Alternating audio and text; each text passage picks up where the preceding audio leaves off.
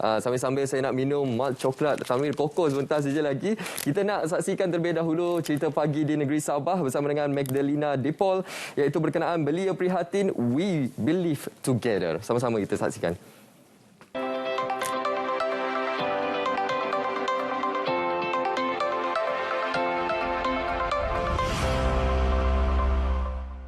Baik, terima kasih. Selamat pagi Malaysia, kita bawakan dari Sabah ketika ini, dan untuk pagi ini di mana kita akan kongsikan berkenaan dengan usaha Kelab Belia Prihatin merangka inisiatif We Believe Together dalam memastikan masyarakat negara turut memainkan peranan penting dan aktif serta cakna berkaitan isu-isu perubahan iklim negara.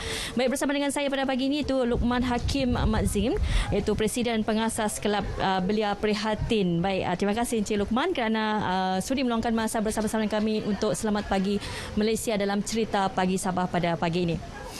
Ya, terima kasih juga. Okey, sebelum itu di mana difahamkan juga boleh kongsikan bersama dengan para penonton kita berkenaan dengan objektif We Believe Together Kelab Belia Prihatin ini. Baik, We Believe Together kita laksanakan pertamanya untuk menyeru ataupun memperbarui komitmen masyarakat, khususnya para belia kami, belia-belia di seluruh negara dalam isu perubahan iklim dan juga kita semula. Ya. Okey, baik, seterusnya sasaran kelab bertumpu kepada golongan mana dan berapa ramai jangkaan yang terlibat untuk program yang diadakan ini? Baik, kita tumpu pastinya kepada golongan belia. Di seluruh Malaysia kita sasarkan sebanyak 11,000 sukarelawan belia akan terlibat dengan 11,000 pelajar tabika perpaduan. Kenapa kita memilih tabika perpaduan? Kerana kita maklum bahawa mereka ini terdiri daripada kalangan kumpulan B40 yang mana selari dengan objektif dan matlamat pelaksanaan program kami. Okey, baik. Encik Luqman, sejauh mana peranan dan juga pelibatan belia dan terutamanya mungkin kita lihat bahawa kanak-kanak juga penting untuk diberi pengetahuan yang meluas berkenaan dengan perkara ini, berkenaan dengan penjagaan alam sekitar ini. Ya, kita tahu kalau pepatah Melayu pun ada sebut melentur buluh biarlah daripada rebungnya. Sebab tu kita cuba untuk bawakan satu aktiviti dan inisiatif yang seronok untuk disertai oleh pelajar seawal 4 hingga 6 tahun di tabika-tabika. Kita buat kita semula botol sebagai tabung untuk mereka guna, dan saya rasa ini bukan sahaja botol, banyak lagi perkara-perkara yang kita boleh buat dan kita boleh ajarkan kepada kanak-kanak ini supaya mereka tahu setiap barangan yang digunakan itu boleh digunakan semula. Ini selari dengan SDG yang mana penggunaan dan penghasilan yang bertanggungjawab. Ya.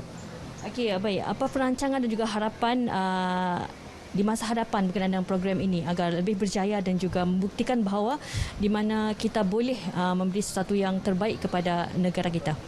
Ya, kami percaya bahawa semua orang perlu untuk memainkan peranan yang penting dalam isu-isu perubahan iklim ini, terutamanya para belia.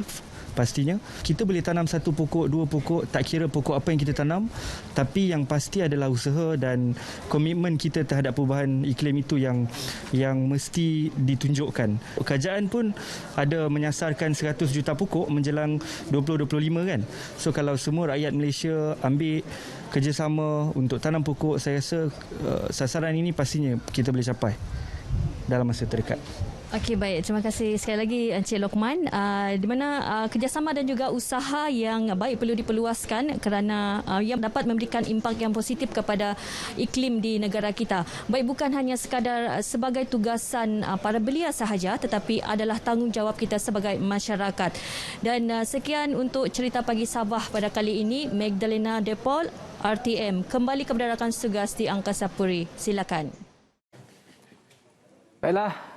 Terima kasih banyak-banyak Magdalena dari Sabah bercerita mengenai belia prihatin We Believe Together. Baiklah, sekarang saya bersama dengan